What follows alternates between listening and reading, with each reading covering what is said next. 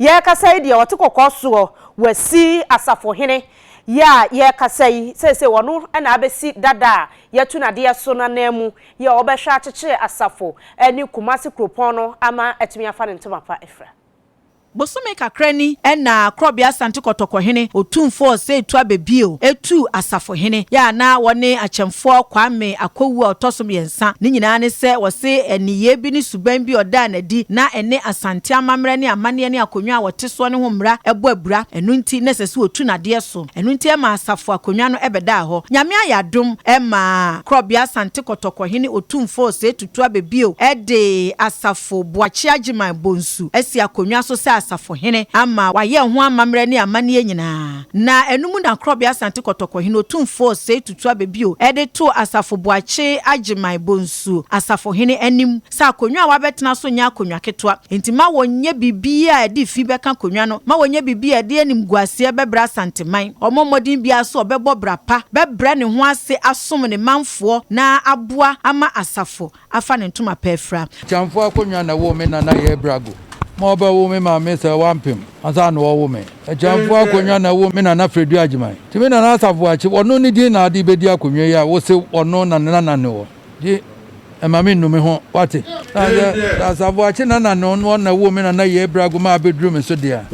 na me hwe so obehwe ne saso no abeya amame wote so dia na ne mefra na preko da me santa hene me se me na no dia na ba bia anam bia ya ahonidie ne no kranko sa na me hwe so obeba abeya amame di bread dey ma wono ya santima ti ne ade hia onsa konteni akwamu ya hia ne ya fa adwen no mo ne ya to amamo nti wo dia kan hu se me na nanti wunnim hwamo ya be fa kwantirim ne fa yema me wate ade ntankase na ade be kan asem ha o eze nguma no ne classroom akwaten eze de ntankase na ade be sua busama me hu aka chen so ye no kwafo de aka ne se wo be ba be ya mmehunu ne sa achamfo de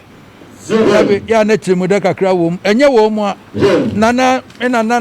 achamfo de be mama wadi manzu kwanta he kwato de ncha hye so no yan kwako wo no asam ne na no age ademu ene wo ka se wo koma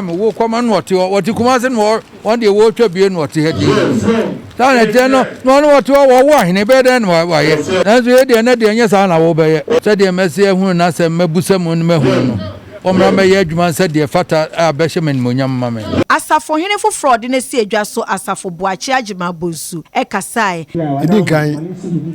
me de nasie be mo tweduampon na me de nasie so ama ye ne ayura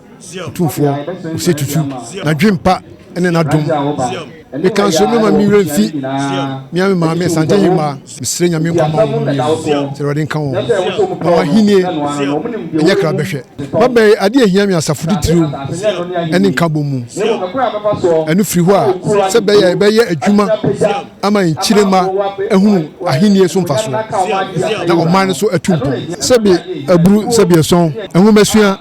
ene de chichiri kuro se wo mpenwo ma emra ye wo mu yi de udumi chichiri kuro menye yeda nti ebehwe ama enwomasua atumpon e wakrom nti enwomasua yade a hia me pa ebehwe so ama akoso ose maburu nya ahobrase na okum wo ho na osua de adesua yade a hia adesua de ohia ni mo skani ni uniska obon ehia no numade nti oso ye nyina mofra titru onyere wo ho na ode wadwen atu onwu masua so na eno na de obekọ baabi